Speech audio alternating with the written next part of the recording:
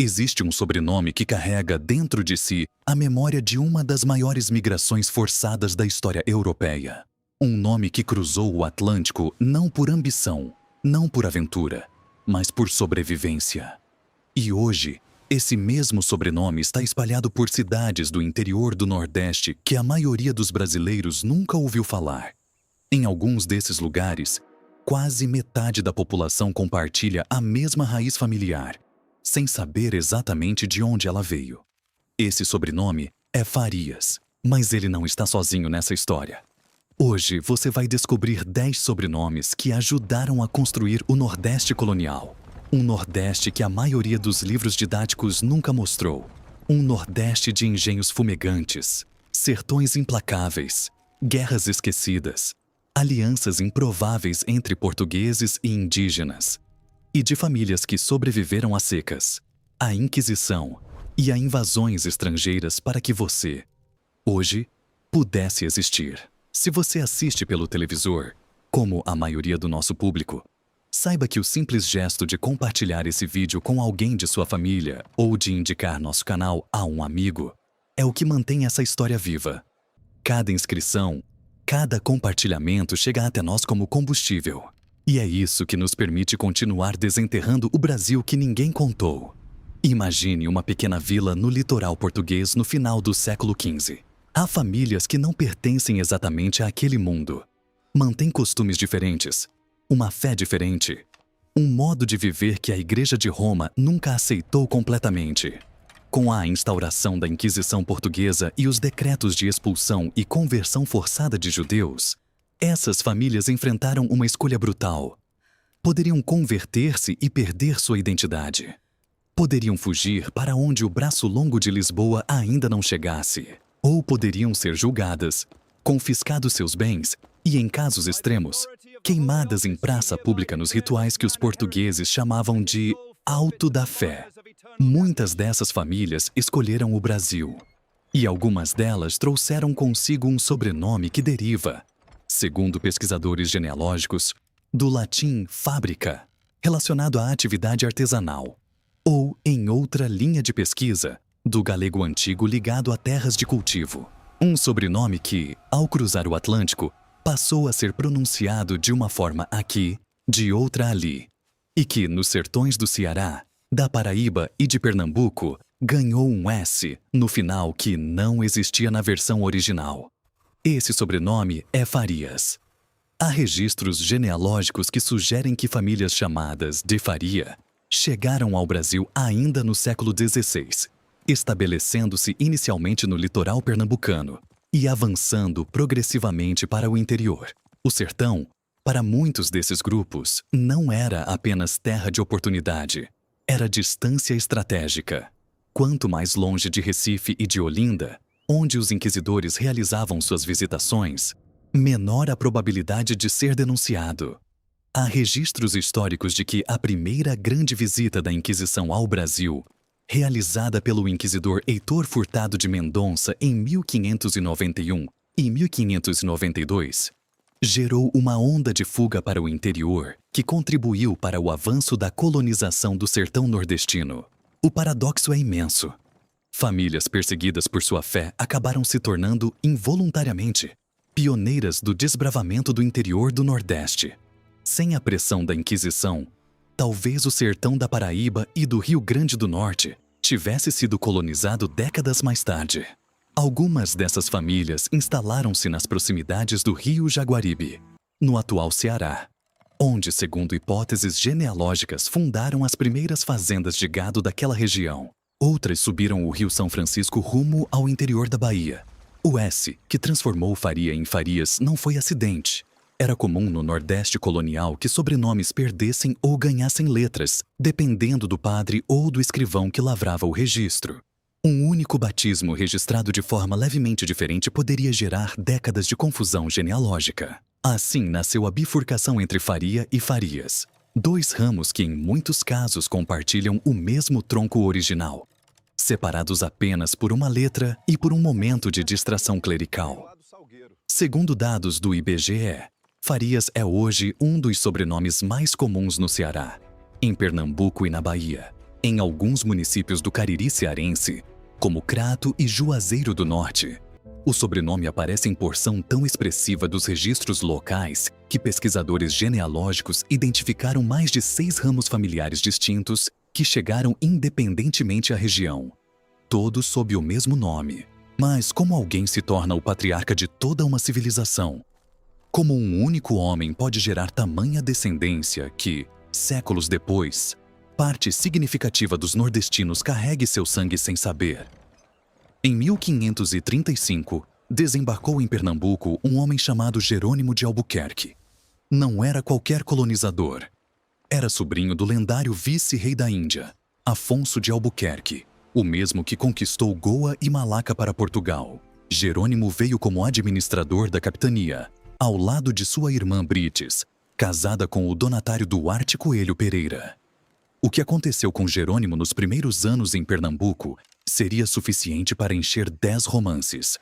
Durante um conflito com os índios tabajaras, foi atingido por uma flecha que lhe destruiu um dos olhos. Capturado e condenado à morte, sua salvação veio de onde menos se esperava. A filha do cacique Uiraubi recusou-se a permitir sua execução. A jovem, que mais tarde seria batizada como Maria do Espírito Santo Arcoverde, pediu ao pai que poupasse o português. O cacique cedeu. Jerônimo ficou. E o casamento entre o português de um olho só e a filha do cacique selou uma das alianças mais duradouras da história colonial nordestina. Desse encontro nasceram os primeiros filhos genuinamente mamelucos, crianças que carregavam 2 mundos dentro de si. E Jerônimo não parou por aí. Historiadores documentaram que ele teve ao total cerca de 24 filhos, de diferentes mulheres, ao longo de sua vida. Tanto que os genealogistas o apelidaram de Adão Pernambucano. Segundo a Fundação Gilberto Freire, foi ele, e não sua irmã Brites, o responsável pela criação de toda a linhagem que hoje carrega o sobrenome Albuquerque no Nordeste. Em 1542, fundou às margens do rio Beberibe, próximo a Olinda, o primeiro engenho de açúcar de Pernambuco, o engenho Nossa Senhora da Ajuda. E foi nessa propriedade que o sobrenome Albuquerque começou sua longa caminhada pelo Nordeste, espalhando-se progressivamente pelo Rio Grande do Norte, pela Paraíba, pelo Ceará e além.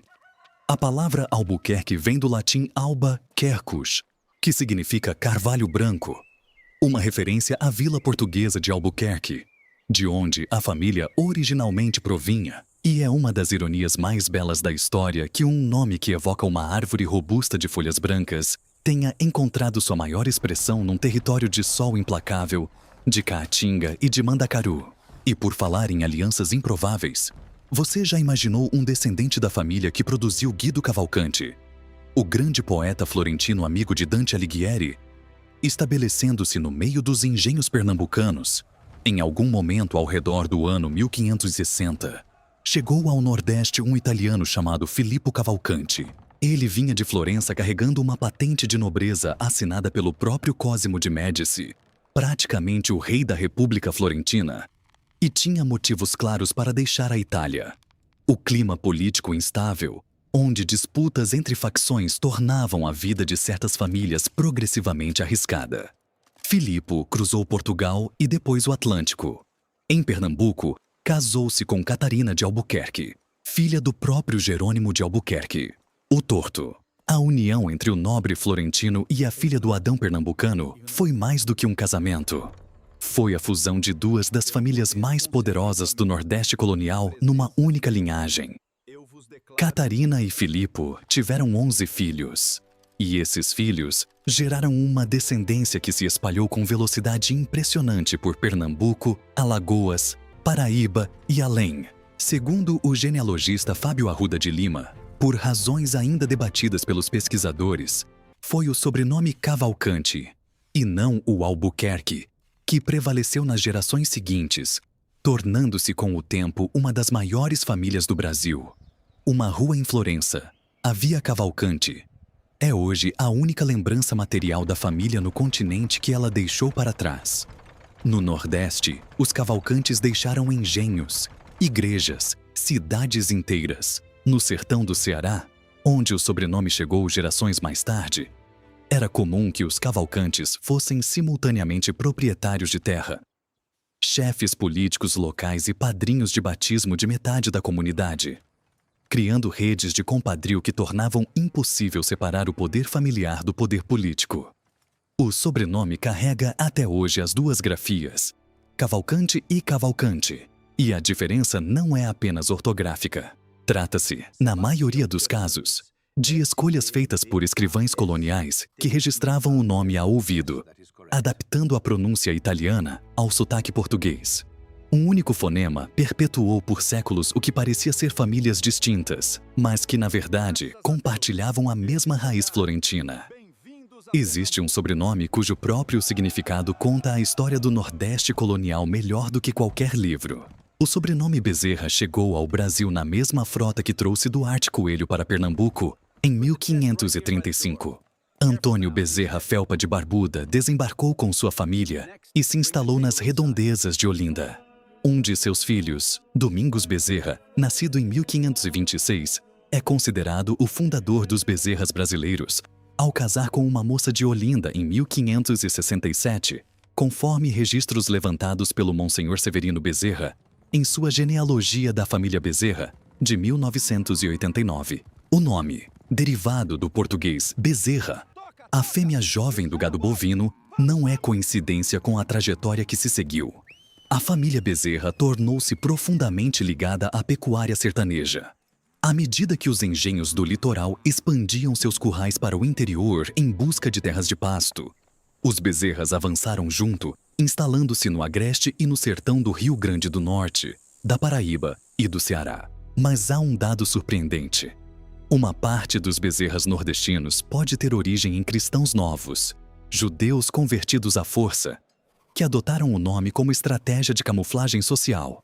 Sobrenomes ligados a animais domésticos como carneiro, lobo e bezerra eram escolhas comuns entre famílias que precisavam apagar traços de identidade judaica, sem abrir mão de um sobrenome que parecesse naturalmente ibérico. Há pesquisadores que apontam ainda uma curiosa conexão com o hebraico Betzur, que significa rocha ou canto, palavra que aparece em Deuteronômio.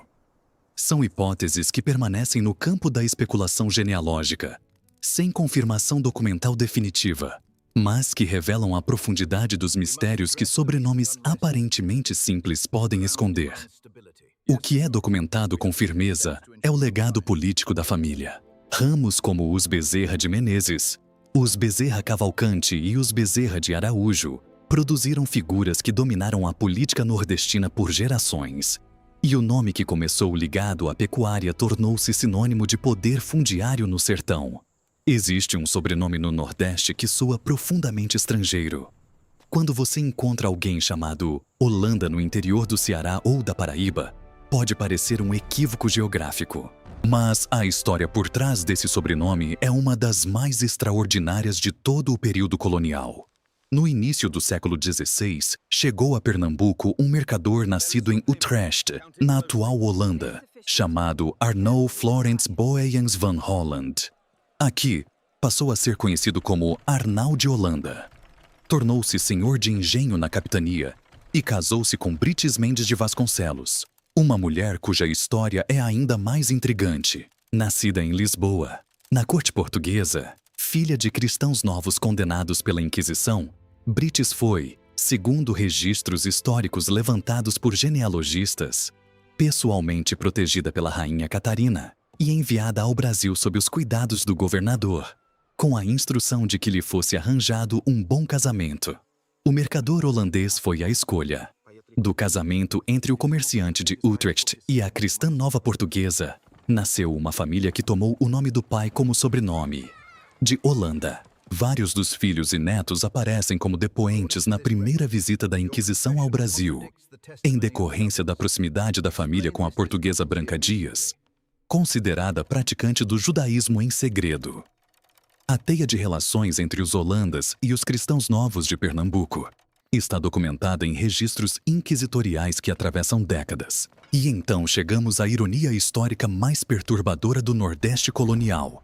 Quando os holandeses invadiram Pernambuco em 1630 e instalaram o governo de Nassau, muitos dos descendentes da família Holanda que paradoxalmente carregavam um nome neerlandês, estavam entre os que resistiram à ocupação. Brasileiros chamados Holanda, lutando contra os holandeses. A história raramente é tão cinematográfica. Décadas depois da expulsão dos invasores em 1654, o sobrenome migrou para o interior. Ceará, Rio Grande do Norte, Paraíba, carregando consigo uma camada de história que os próprios portadores do nome raramente conhecem. E foi dessa linhagem que descende Sérgio Buarque de Holanda, o autor de Raízes do Brasil. A obra que até hoje é considerada uma das interpretações mais profundas da formação cultural brasileira. Seu sobrenome, que soa quase contraditório num brasileiro, era a prova viva de como o Brasil foi construído por camadas de misturas que nenhum outro país conseguiu replicar com a mesma intensidade. Como uma cidade medieval europeia pode dar origem a uma família que produziu a heroína de uma revolução nordestina e o maior romancista do século XIX brasileiro?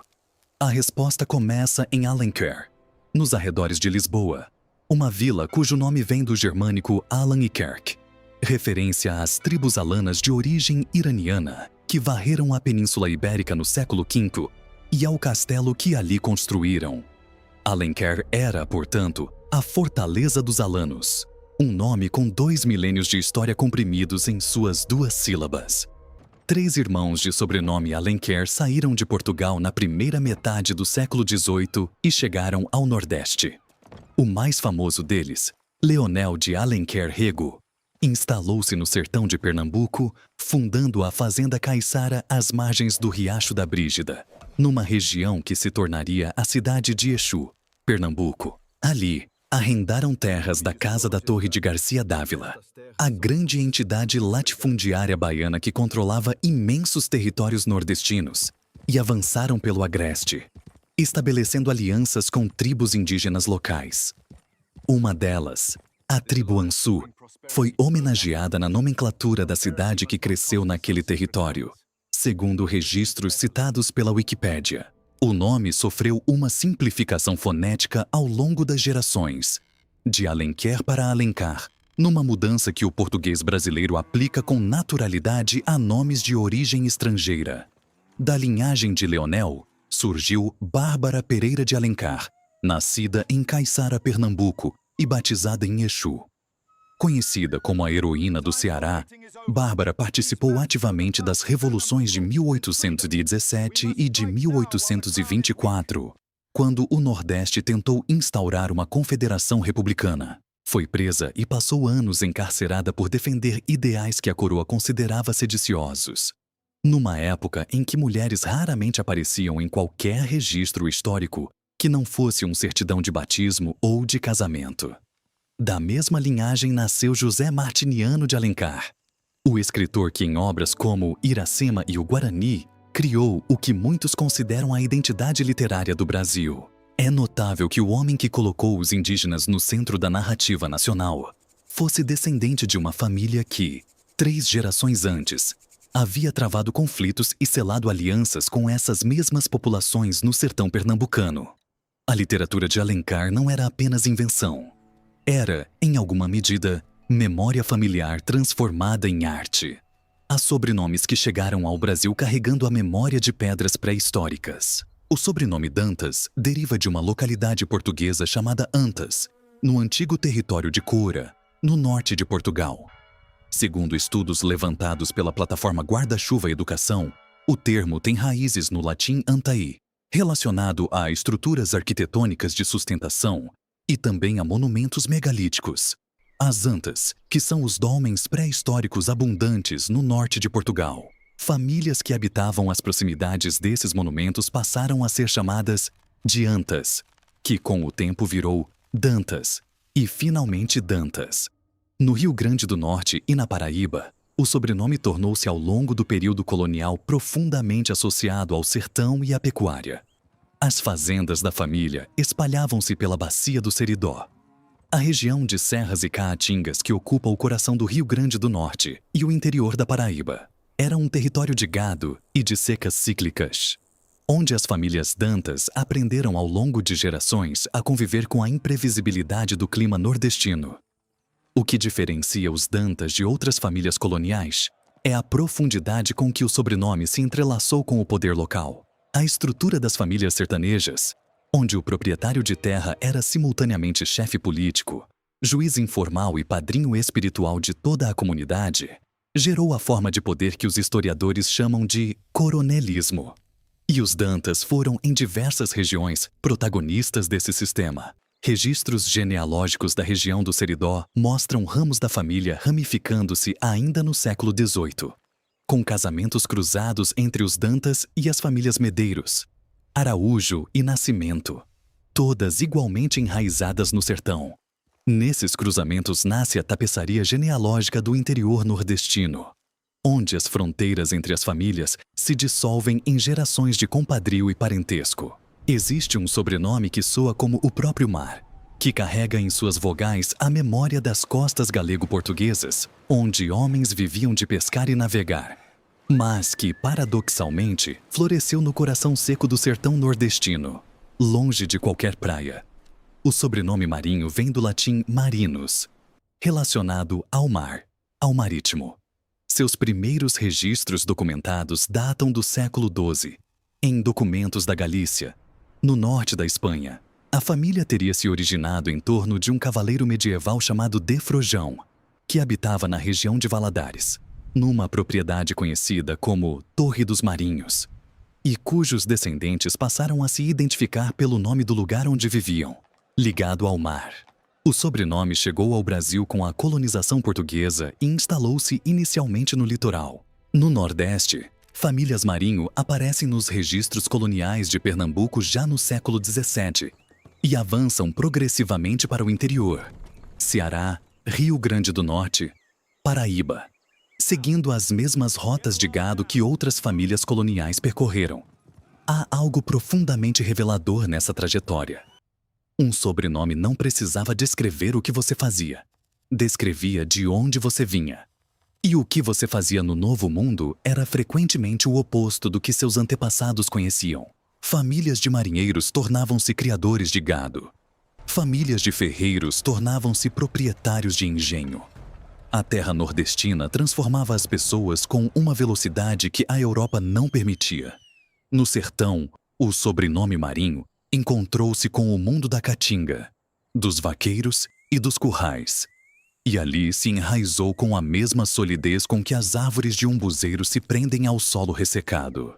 Superficialmente frágeis, profundamente inabaláveis. Há um sobrenome cujo nome em Portugal está gravado em pedra desde a Idade Média, mas que no Nordeste do Brasil ganhou uma dimensão quase mítica.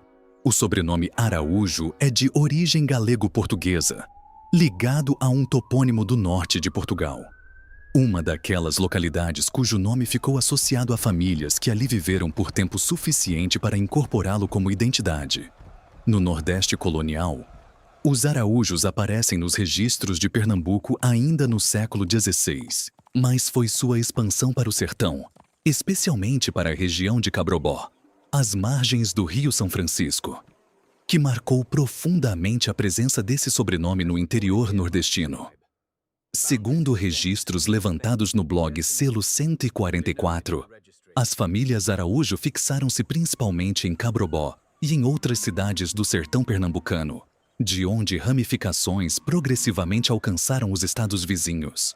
O sertão de Cabrobó era um ponto de encontro de rotas coloniais. Por ali passavam os tropeiros que levavam gado do interior para o litoral, os comerciantes que trocavam mercadorias entre as capitanias e os missionários que avançavam rumo ao sertão profundo.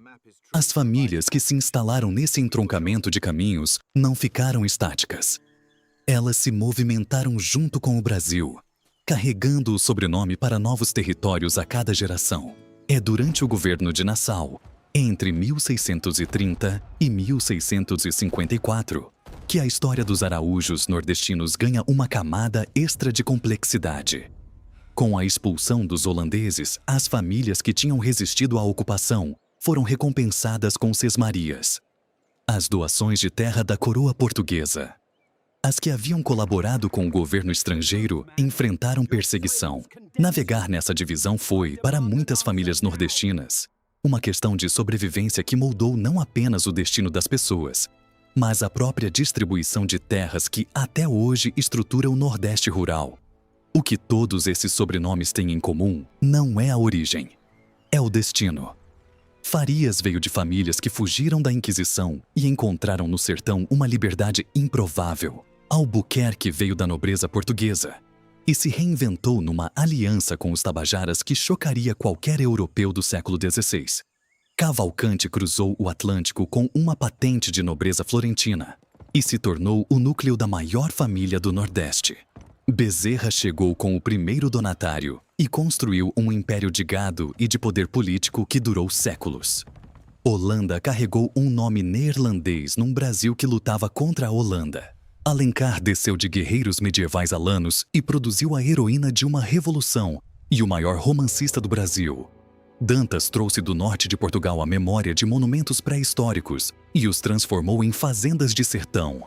Marinho trocou o mar pela caatinga e descobriu que se enraizava tanto quanto nos costões galegos.